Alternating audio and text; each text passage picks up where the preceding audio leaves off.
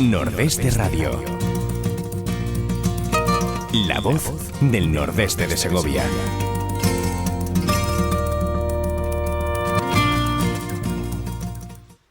Hola amigos, muy buenos días y bienvenidos a Nordeste Radio. Hoy en este primer programa les voy a invitar a que nos acompañen a la España del siglo XIX. Nos vamos a encontrar con personajes realmente fabulosos y entre ellos al gran pintor, al gran genio Francisco de Goya. Pero no se lo voy a contar yo, vamos a ir de la mano de Elena Vargas. Elena, muy buenos días. Muy buenos días, Ezequiel. ¿Qué tal estás? Pues entusiasmada. Yo creo que no es para menos, porque además has conseguido, iremos viendo, has conseguido el premio en la 10ª edición de Ciudad de Úbeda de novela histórica. Y eso es una auténtica maravilla, ¿no? Pues sí, y sobre todo porque, bueno, por lo que me han dicho es bastante complicado, es todo un logro. Porque tenemos que pasar pues por bastantes raseros, son como 60 lectores, que es los que van opinando, los que van puntuando, y bueno, haber resultado ganadora me parece un sueño, vamos. La verdad es que la obra lo merece, la obra lo merece. Si te parece, y para meternos un poquito en materia, tenemos un vídeo sobre este libro. Bueno, que no hemos hablado del libro.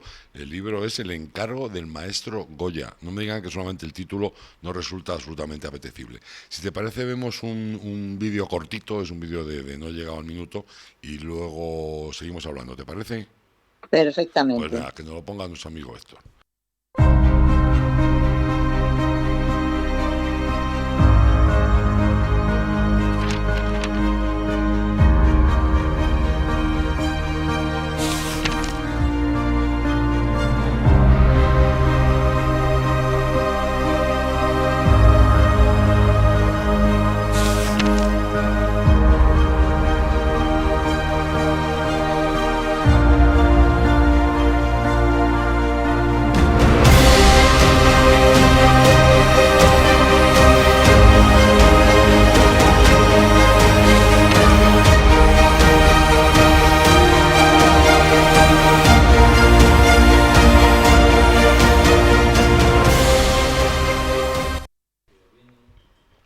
Bueno, nos dicen aquí, fíjate, Llamo, la verdad es que el vídeo tiene una pinta extraordinaria. Nos comentan que personalmente le gusta mucho este premio, pues me consta que es un premio que filtran los lectores, los manuscritos, antes incluso de llegar a los jurados. O sea, pasa por un montón de tamices. Sí, era lo que comentaba antes. Me parece que han sido como 60 lectores, e incluso de Uruguay y de Chile, porque este año el certamen ha sido internacional y se han invitado a 2 países a participar. Y de hecho al jurado que aparece en las bases, que en este caso fueron Jesús Maeso de la Torre, Espido Freire, Alain Pitronello, Sí. David Yagüe, periodista, y Carlos Alonso, que es el de la editorial Pamies, que es quien me publica y de hecho, bueno, siempre publica el premio. Solamente llegan los 3 finalistas, es decir, los 3 que han conseguido mayor puntuación.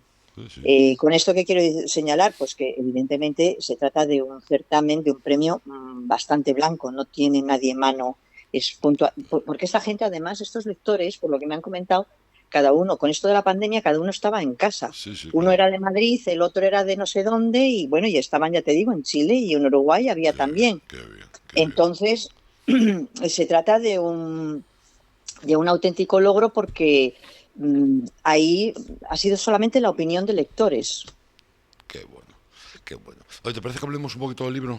Que me apetece Sí, mucho. perfectamente. Mira, nos vamos hasta el Santander del principio del 19 a 1810. Y nos encontramos... Dime. ¿Por qué ese año, me preguntarás? Sí, entonces, ¿por qué ese año? Y ahora hablaremos de los personajes que aparecen en él.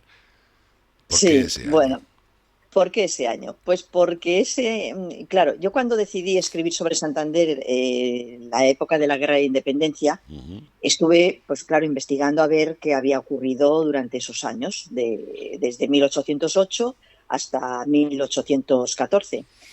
Y elegí el 1810 porque es que me ofrecía en bandeja el antagonista. Ujú. El antagonista de esta novela es real, existió, Qué bien. mientras que los protagonistas no, pero bueno. Sí, bueno, pero es novela histórica. Sí, sí, es novela histórica. Bueno, de hecho, tiene bastante Claro. historia porque cantidad de personajes que menciono son históricos. Ujú. Pero bueno, pero sobre todo elegí ese año porque me ofrecía el antagonista perfecto y luego también porque el ejército español todavía no se había rehecho de esas sucesivas derrotas y de la invasión francesa. Y Ujú. entonces estaban los oficiales con sus compañías como desperdigados y todavía pues no sabiendo exactamente cómo actuar. Y eso ese año que fue entonces tan caótico en cuanto a organización del ejército y también pues en cuanto a mantener la paz y la estabilidad en los territorios invadidos, pues me ofrecía bandoleros, me ofrecía guerrillas, me ofrecía un montón de elementos necesarios y además pues envidiables para crear una novela de aventuras, que es en realidad de lo que se trata. Es una novela de aventuras. Y nos encontramos, o sobre todo empieza en un viaje de una de las de los personajes, que es Mercedes Velarde, que va a Santander con sus hermanos, ¿no? A recoger Sí, una herencia, fíjate. sí, bueno, son las peripecias precisamente de estos tres hermanos que se desplazan, ellos viven en Madrid, el padre ha caído durante la sublevación del 2 de mayo, Ajá. porque era militar, y no es el Velarde que No, no, el no. autor Velarde tan conocidos. Pero bueno, en un momento dado, justamente en 1810, que es el año que me interesaba, muere una tía, fallece una tía en Santander, que no tiene familia, vamos, los tiene nada más a ellos, y van a ocuparse de la herencia. Ujú. Claro, la novela es un poco todas esas peripecias que sufren los hermanos para llegar a Santander y luego, una vez en Santander, puedes cumplir con el encargo de Goya. ¿Qué es este Eso te encargo iba a de decir, Goya? porque Francisco de Goya, estamos hablando, Sí, una de las hermanas es Marta, que es una discípula de Goya, de la sí. escuela de Goya. Mar- ¿Perdón? Marta es una chiquilla que es sordomuda, Ajá. pero resulta que se le da muy bien el dibujo y la pintura.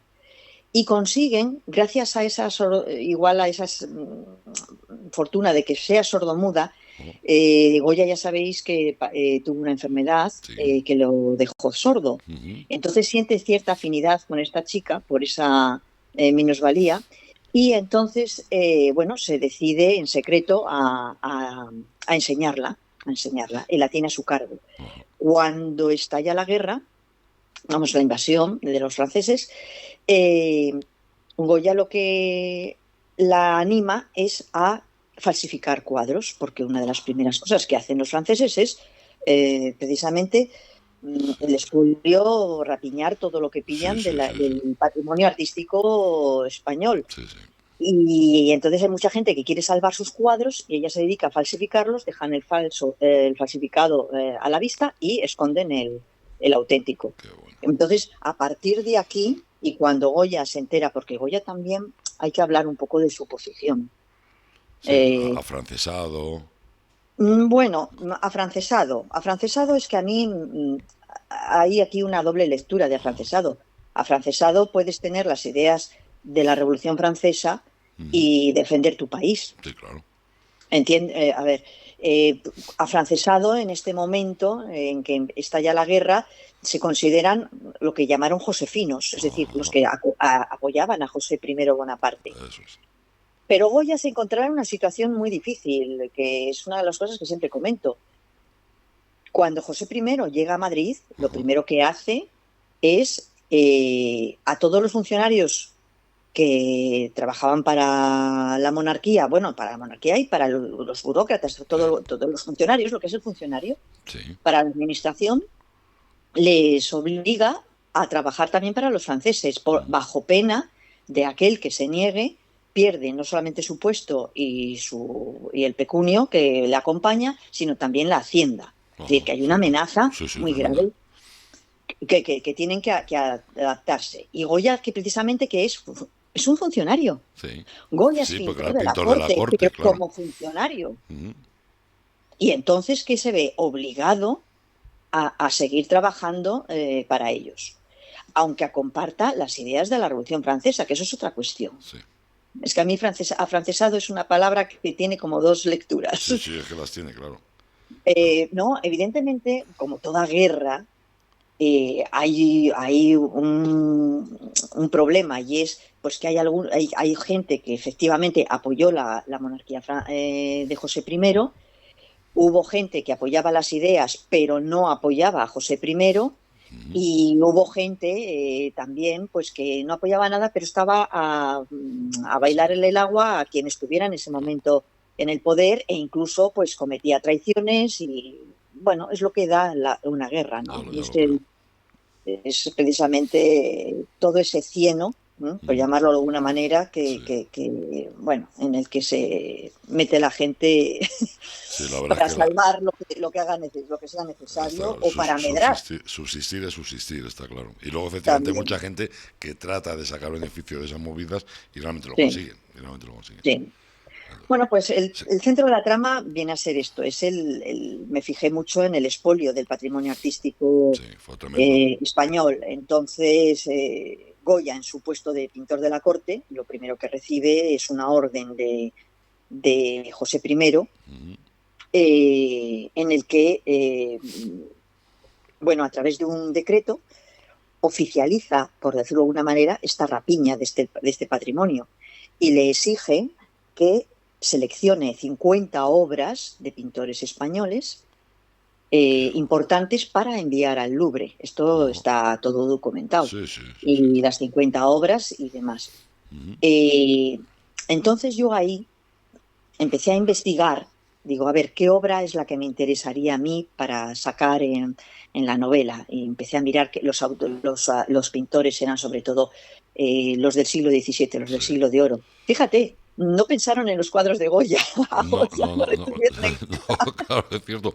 Claro, pero por entonces era contemporáneo. Además, Goya, claro. fíjate que, por ejemplo, uno de sus grandes ídolos era Velázquez. Goya copió muchas cosas de Velázquez. Sí, Los sí, famosos, sí. luego los cartones para los tapices, que hizo muchísimos Goya. La verdad es que la Sí, obra de Goya fue extraordinaria. Pero claro, por aquel extraordinaria. entonces era moderno, se Sí, podía no le encargar tuvieron por. en cuenta. Claro, claro, claro, claro. No le tuvieron en cuenta, fue gracioso, pero bueno, vamos, gracioso para mí, ¿no? Cuando lo Sí, estás sí. trabajando y dices, bueno, no pensaron en este pobre hombre. No, El pero caso es que, bueno, uno de esos cuadros, me tropiezo con la historia de este que hoy día se llama Santa Isabel de Portugal, que ahí tenemos, pero de Zurbarán, que tenemos que hacer una aclaración sí, sobre este cuadro. sí, este cuadro, mira, la razón por la que me llamó la atención fue porque Zurbarán pintó cantidad de santas. Sí. De hecho, el Museo del Prado hizo una exposición exclusivamente de él, de todas las santas que había pintado. Trajeron hasta de Sudamérica cuadros de santas que habían viajado hasta allí y todas más o menos eran de las mismas A ver, características. disculpa un segundito, a ver si mientras hablamos nos pone Héctor el cuadro de Santa Isabel de Portugal, de Zurbarán, que está en el Museo Sí, del Prado y que lo tenemos por ahí la imagen. Así lo pone Héctor mientras seguimos hablando. Perdona, continúa, por favor. sí. Entonces, este cuadro estaba colgado en el Hospital de Sangre de Sevilla. Ujú. Todos los que estaban en ese hospital de la sangre tenían las mismas medidas porque eran para una determinada sala. Ajá. Entonces se pintaba de encargo, Sí, ¿no? Y sí, tenía claro, que claro. cumplir esas medidas. Ese cuadro en 1808 está allí colgado, pero desaparece. No se tiene noticia de él hasta 1814, Ajá. cuando consiguen expulsar a los franceses, se ocupan. Vuelven otra vez los funcionarios al Palacio Real y lo primero que hacen es inventariar a ver qué es lo que ha quedado Claro. de la rapiña. Y aparece este cuadro, misteriosamente, ahí en la sala de las chimeneas, pero le faltan 10 centímetros de anchura. Es decir, la tela ha sufrido un daño. Y Qué de hecho, curioso. hoy día se ve que parte del manto de abajo, de la tela de abajo Sí, del cuadro, le falta una esquina. qué bueno. Sí, sí. Le falta un trocito. Es absurdo en el no que le falte, pero no se pinta un cuadro y que no quepa parte de la No, tela. que realmente lo cortaron, está Está claro. claro que ha sufrido un daño y que falta, aparte de que las medidas no cumplían las medidas que tenía que tener, que tenían los otros compañeros que habían Ajá, estado en el Hospital de la Sangre. Entonces ahí no se sabe qué ha pasado con ese cuadro y eso me da mi pie para inventármelo. ajá. Y esa es la trama de mi novela. ¿Qué Qué pasó con bueno, ese cuadro? qué bueno. Ese cuadro antes, vamos un poco, no sé si se llamaba Santa Casilda. Ajá. Ese cuadro se ha llamado Santa Casilda siempre. Y, Siempre se, no sé por qué. Bueno, por el milagro. Es muy curioso a esto ver, también. cuéntanos lo del El milagro. milagro. Es que Cuéntanos. es un milagro que Claro, no me digan me que no hace están como gracia. locos por empezar a leer el libro, ¿eh? Por empezar a leer el encargo del maestro Goya. Cuéntanos el Sí. milagro. El milagro es un milagro que todos conocemos y que todos dirán, ah, no, ese milagro no es el de Santa Casildas, es el de Santa Isabel de Portugal. Ah, no, no, ese milagro es ¿cómo se llama? David de Alcalá, no, otro santo de Alcalá de Henares, No lo sé. de Diego de Alcalá. Ah, Y porque es el mismo para todos. Parece ser que ese milagro, no sé, se ha extendido, ha sido justo como muy, ha muy pasado de mano en copiado. mano. Bueno, Sí, sí, totalmente. Bueno, es el famoso en el que sale la santa con el faldón sí, recogiendo con un montón de rosas. sí, La historia de Santa Casilda era la hija de un emir árabe de Toledo, se convierte al catolicismo en secreto, se pone a ayudar a los prisioneros cristianos llevándoles comida.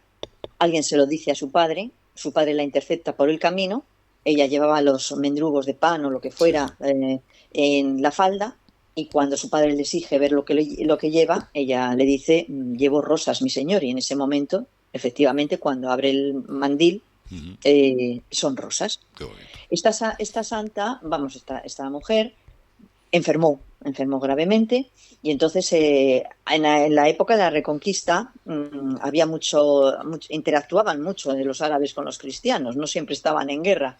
Y entonces envía a la hija, había Ajá, oído hablar del pozo de San Vicente de Briviesca y la sí. envía allí a sanarse. Efectivamente se sana, pero ella no regresa. Ella se convierte en eremita y allí muere en aquellos montes.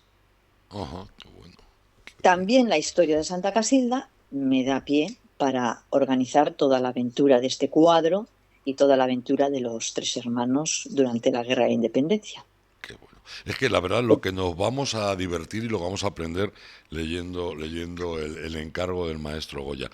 ¿Y qué más ocurre? Porque también aparece un teniente de navío, Alfonso Bustamante, que además sufrió heridas en la batalla de Trafalgar. ¿Qué ocurre con este hombre también? Y con una Sí, mujer bueno, misteriosa que aparece. esto es un poco por qué elegí 1810. Una de las cosas que sucedió en Santander cuando entraron los franceses es que, como antes dije, el ejército había quedado pues deshilachado, totalmente Sí, desmembrado sí. y fue un poco un sálvese quien pueda. Hubo oficiales que consiguieron resguardarse en montes y recomponer compañías y bueno, siguieron un poco la guerra a su manera, en plan de guerrilla, haciendo Sí, sí. frente a los franceses. Uno de estos fue Porlier, una brigada que se refugió en los montes vamos, en el valle de Liébana, Ajá. por la zona que es Potes, para el que no sepa Sí, sí, exactamente, el valle de Liébana, seguro que Potes, que es más turístico, lo sí. conocen, y todas las poblaciones que rodean Potes, Mogrovejo, en fin. El caso es que uno de los que vivía en Mogrovejo, en Potes exactamente, es este oficial, Bustamante, que está retirado porque participó en la batalla de Trafalgar Sí.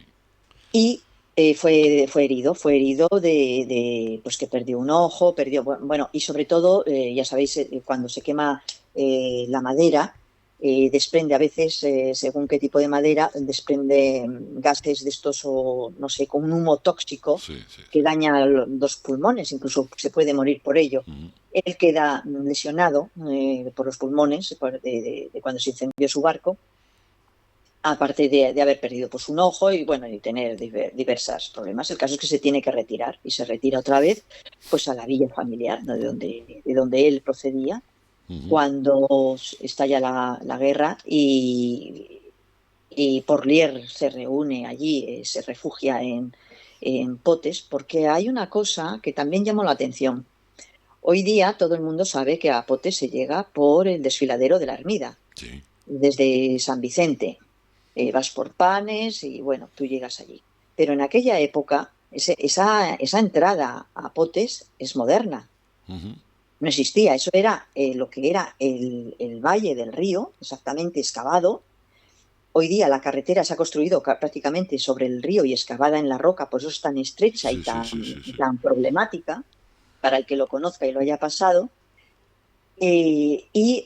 Entonces no existía, solamente había río. Se entraba por otro lado, bastante también agreste, por Herrerías y Caldes, por Linares, y se entraba por otro sitio al valle. Es decir, que era un valle mucho más cerrado de lo que De lo que es es hoy ahora, sí, día. sí, sí. Que si ahora es cerrado, pues imagínate entonces.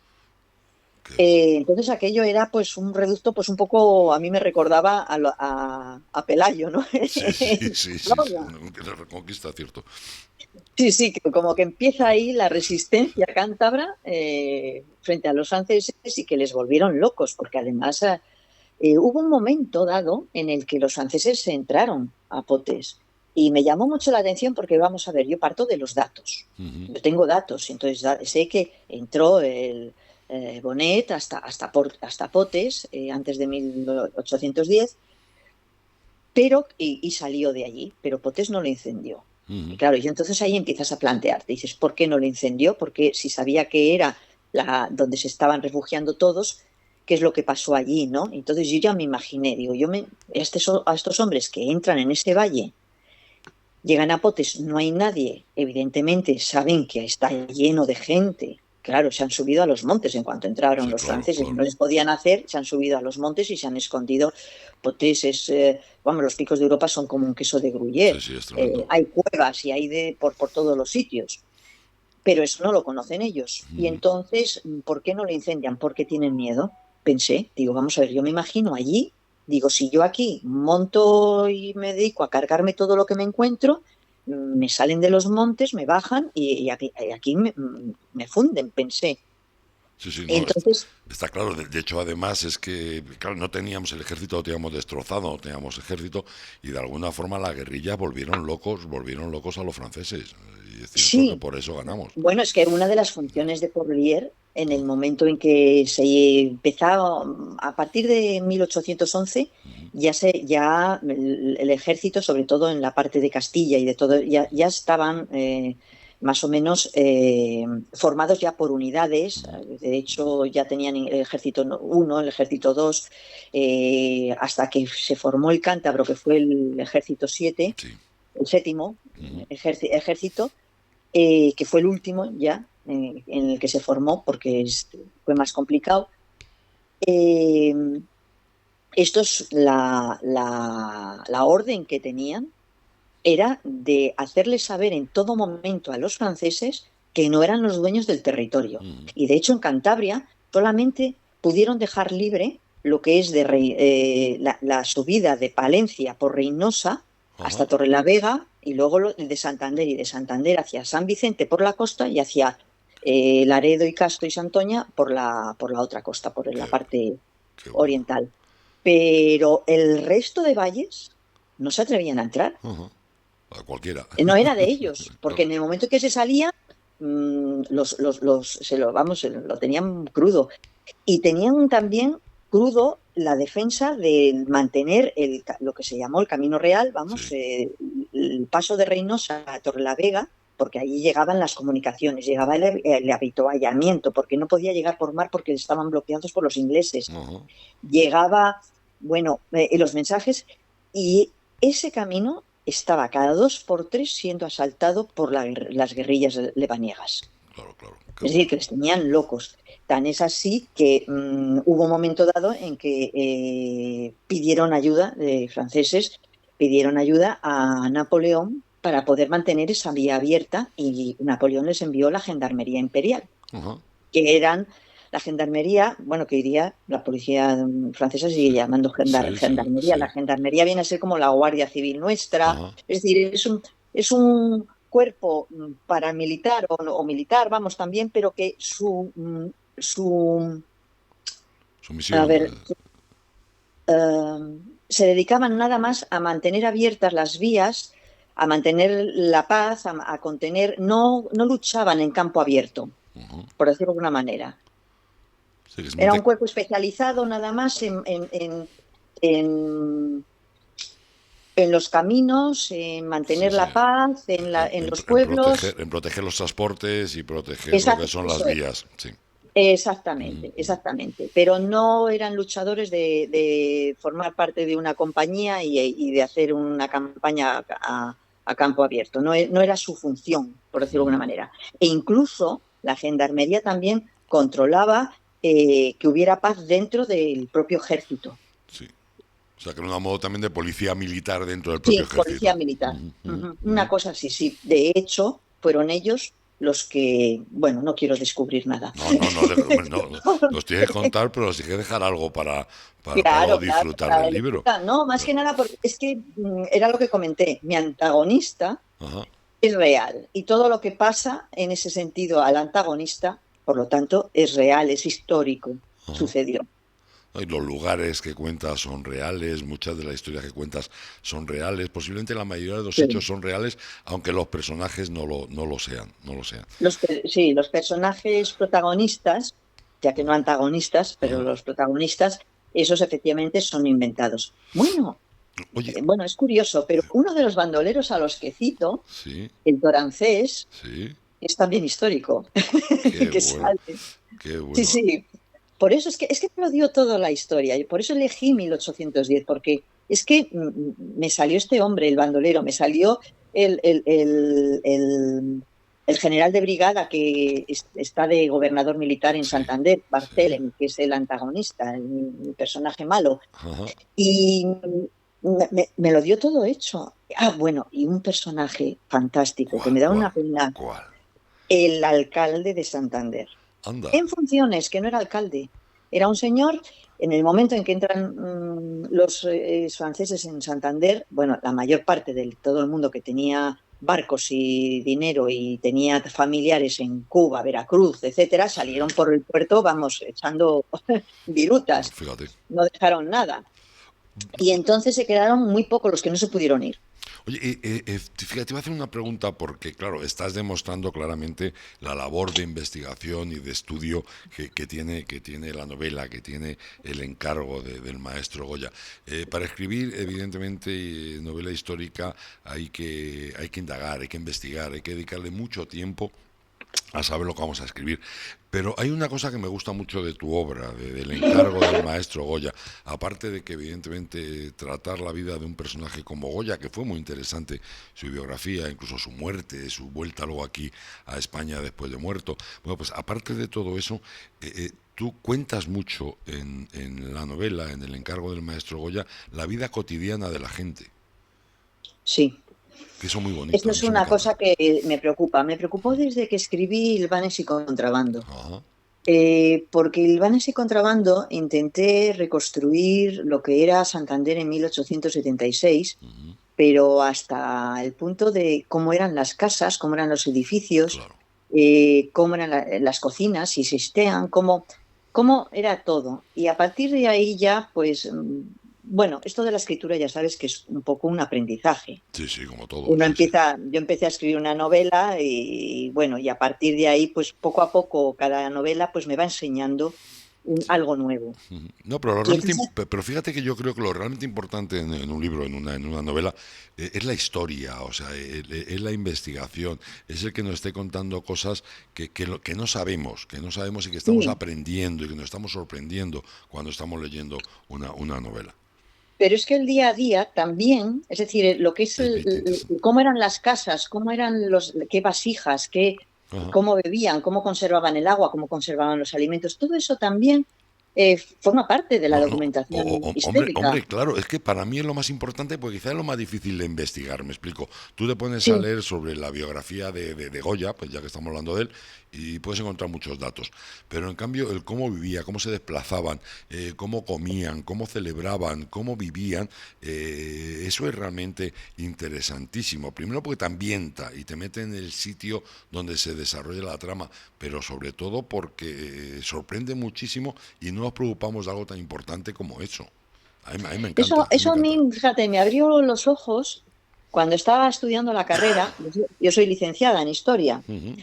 y mm, tuvimos que hacer un trabajo sobre el catastro de la Ensenada, Ajá, Ensenada, que ajá, catalogaba todas las casas, todo lo que había. En este caso, vamos, escogimos evidentemente Cantabria. Yo ajá, estudié en la Universidad de Cantabria. sí, Y entonces describía lo que contenía cada casa, claro, pero bueno, los cubiertos, si había cubiertos, la ropa, cómo era la casa, si tenía suelo o no tenía suelo, qué eh, bueno. cuántas camisas tenía, lo describe todo el catastro Sí, de sí, Ensenada. Es una cosa impresionante. sí, sí. Y me llamó la atención de la casa, suelo pisado, de tierra pisada, un banco, una escudilla y una cuchara de madera. Y de un gancho que tenía en la puerta colgaba una ropa para el domingo y para de contar, porque no tenían mudas ni nada. Qué Y bueno, claro, decías, qué pobreza. qué Y bueno. era alguien que tenía dinero y tenía Sí, sí, campos. sí, sí, sí, sí. Y eso me llamó mucho la atención y siempre me ha llamado la atención. Y yo en mis novelas he procurado cuidar mucho qué era lo que había en ese momento. Si usaban botijos o eran jarras con agua, si lo tenían que estar llenando o rellenando todo el día. Por Ajá, ejemplo, en Santander sé que había cuáles eran las fuentes hasta los nombres. También es cierto que yo aquí tengo facilidad de acceso a la documentación, ajá. porque estoy siempre en el Centro de Estudios Montañeses, o también tengo acceso a la universidad, porque estudiaba allí en ella, a la biblioteca Ujú. de la universidad. Fíjate, Eh, estás diciendo una cosa importantísima y es que no todo está en Internet, me explico, que hay que patearse los sí, archivos, que hay que patearse sitio donde están los documentos, porque no todo está en Internet. Es que ahora parece que lo que no está en Internet no existe. Y créanme que de verdad que las cosas interesantísimas no es todas están en Internet. Tienes que patearte y tienes que currarte y pasar horas delante de legajos tratando de entender la letra de quien lo ha escrito, y es realmente interesante ese tipo de investigación, ¿verdad? pues sí, pero bueno, yo más que legajos no llego a ese tipo de archivos. Yo más o menos lo que asalto, por decirlo de una manera, es el trabajo de compañeros Ajá, que precisamente pues, han hecho todo este tipo de investigación y que está pues en las tesis doctorales o está en las bibliotecas, vamos, donde más o menos se va almacenado todos esos estudios. Y claro, aquí tengo compañeros que han hecho una labor en cuanto a la burguesía del siglo XIX y todo lo que eran las casas, unas reconstrucciones auténticamente buenas, cuáles eran las fuentes de agua ajá. en el que bajaban las mujeres con las herradas a la cabeza. Las herradas eran unos cubos, mmm, ¿cómo decirlo?, cónicos, Sí, más anchos por abajo que por arriba, que llevaban sobre la cabeza y llevaban el agua y la subían a los pisos. Con eso, qué pues bueno. todo eso, pues cuento mucho sobre ello. La verdad es que cuando, claro, cuando algo que además me está diciendo ahora Luis Manuel, que es cierto que cuando estamos hablando de las situaciones de entonces y lo vemos desde nuestro prisma, y que nos equivocamos, nos equivocamos. Hay que viajar y ver cómo vivía la gente, lo que tú decías, que gente que tenía tierras, gente que no era paupérrima, sino que era más o menos adinerada y tenía un traje y ya está, y no había mudas, ni había nada, y había una escudilla y una cuchara, que la vida era así. Sí, sí, sí, no, yo creo que hasta en el siglo XIX, bien entrado el siglo XIX, no se conoce el bienestar. Ujú. Hombre, vamos a ver, las clases muy altas, los Sí, aristócratas, pues a lo mejor tenían algo, tenían más, evidentemente, pero que lo que es el pueblo en general, el pueblo llano, pues hasta finales del siglo XIX yo creo que no conoció un bienestar real, pero aún así todo no sé, no sé. No, Es es que lo madre. pongo hasta en duda. Es que, claro, nosotros nos movemos hoy día en una sociedad que para ellos igual era fantástico, Ajá, sí, claro. pero para nosotros igual decimos, madre mía, cómo vivían en esa Estamos viendo unas imágenes de la Biblioteca Central de Cantabria en la que está viendo la ropa interior de las mujeres. Es buenísimo, claro, es buenísimo, es buenísimo. Bueno, mira, yo, por ejemplo, eso en el lunes y contrabando conocí a María José Domínguez, Ujú, que, se dedica a enseñar, tiene una academia de costura y es la que se dedica también a confeccionar los vestidos de los baños de ola, de época. ujú, Y bueno, y con ella me empecé también a introducir en ese nuevo mundo de lo que es la moda, cómo era la ropa interior, de los diferentes años, porque entre 1870 y 1890 la moda varía, sí, sí. cambian las faldas, cambia. Y me empecé a introducir en eso y además ella me acompañó en muchas presentaciones que he hecho sobre los libros.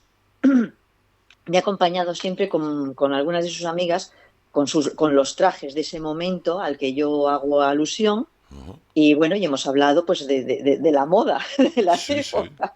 Sí, sí, no, que claro, es que nosotros, por aquel entonces también existía moda. De hecho, en un retrato, en un cuadro, muchas veces la forma de datarlo es dependiendo del tipo de ropa que llevaban. Porque claro, la Claro, moda también existía entonces.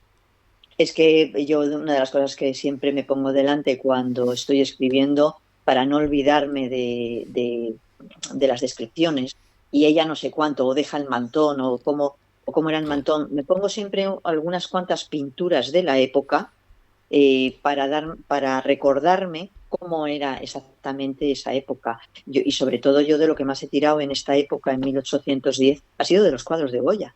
claro, claro. Porque Goya pintó en sus cantidad de escenas todas del pueblo. Sí, sí. Sí, sobre todo, y es Y, lo que hablamos antes, el tema, tú fíjate, por ejemplo, pues la merienda en el Manzanares. sí, Hay un cuadro, fíjate, hay un cuadro de Goya realmente curioso, que es precisamente lo que decías tú de las medidas, y que, claro, los pintores entonces trabajaban por encargo, no como ahora que pintan y luego lo venden, sino decir, oye, me tienes que hacer este cuadro y te pago tanto.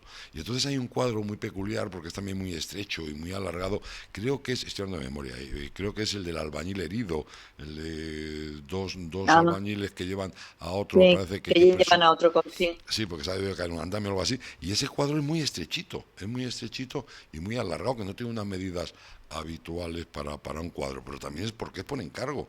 Si te das cuenta, tú te vas al Museo del Prado y parece un álbum familiar, me explico, o un recuerdo religioso, es todo religión, o es, pues yo qué sé, por ejemplo, la familia de Carlos IV, de Goya, son encargos reales, eran sí, encargos, no había fotografías, y eran pues como álbumes familiares. Bueno, sí, vaya sí. charleta que he soltado.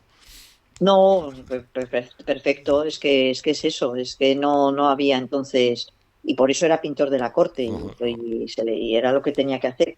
Pero luego también, pues bueno, es que pensamos que siempre los encargos son los de las iglesias, Ajá. pero la verdad es que encargos eran La todos. burguesía, claro. Y fíjate que luego Goya goza de cierta independencia cuando hacen todos los caprichos, todo el tema de los toros, todo el tema de caprichos, lo hace él porque él quiere, pues como por ejemplo en la Sí, quinta, y en los la desastres quinta de del la guerra. Sordo, los hace de la guerra, eso sí lo hace, que realmente Sí, era una libertad que los pintores anteriores tampoco habían tenido, ¿eh? Y además pero con, eso se con lo un pudo estilo, permitir él porque era un funcionario. claro, y ganaba mucho Claro. dinerito. Porque además también Entonces, cuando está en la fábrica de tapices también ganaba bastante dinero. sí, sí, sí, Goya siempre ha pero vivido es que bastante bien. también trabaja a sueldo, claro. Sí, sí, sí, Es sí. que, no, es que, vamos a ver, la posición de Goya fue Sí, privilegiada sí. en cuanto a artista, Sí, sí. porque no todos disfrutaban de tener un sueldo fijo, de no morirse de hambre y de Ujú, tener que estar trabajando a golpe de encargo. ujú. No, no, Goya fue un privilegiado. Joder, de veras que podíamos estar aquí charlando horas, Elena, pero el tiempo en la radio es lo que es y aquí se nos acaba, pero volveremos a hablar seguro, ¿eh? El Pues sí. encargo del maestro Goya ya está a la venta, se puede conseguir en librerías y ¿por dónde más? En librerías, en el Corte Inglés, bueno, y por supuesto en cualquier plataforma Cualquier digital, está plataforma. también en ebook, en Amazon, en Casa del Libro, me parece que se llama Tagus, ¿no? Ah, sí, sí, creo que sí. Creo que sí. La plataforma digital de Mm. Casa del Libro, Corte Inglés, no sé, y las librerías de barrio, la librería debajo de tu casa. Que es algo que no podemos olvidar, que es pasar un rato muy agradable cuando te acercas a una librería y a la que compras el libro que quieres, echas un vistazo Sí. a otros y ojeas. Son ratos muy agradables. El encargo del maestro Goya, de Elena Vargas. De verdad que el libro merece la pena y mucho. Y charlar contigo también. Hemos pasado un rato muy agradable. Pues muchas gracias a vosotros. Lo único ya para rematar, Sí. recordaros que se trata, a pesar de que sea una novela con un fondo histórico, se trata de una novela de aventuras, hay amor, hay traición, hay, hay de todo. No le falta de nada. Se lo digo yo. Pues no, es de corte clásico, Sí, es sí. decir, alguien que quiera pasar un buen rato y además, pues oye, enterarse de algo nuevo de nuestra historia, pues fantástico. Merece la pena y mucho, altamente recomendable. El encargo del maestro Goya, de Elena Vargas. Elena, ha sido un placer estar contigo y seguiremos en contacto, ¿vale? Muy bien, muchísimas gracias a ti. Hasta la próxima. Eh, Hasta luego. amigos, les dejamos un ratito que luego volveremos, hablaremos de etnología, hablaremos del otoño lógico y nos visita Benjamín Cerezo, el alcalde de Riaza, a ver qué nos cuenta con la nieve y con un montón de cosas de aquí del pueblo y de nuestra tierra. En un ratito volvemos, ¿vale? Adiós, amigos.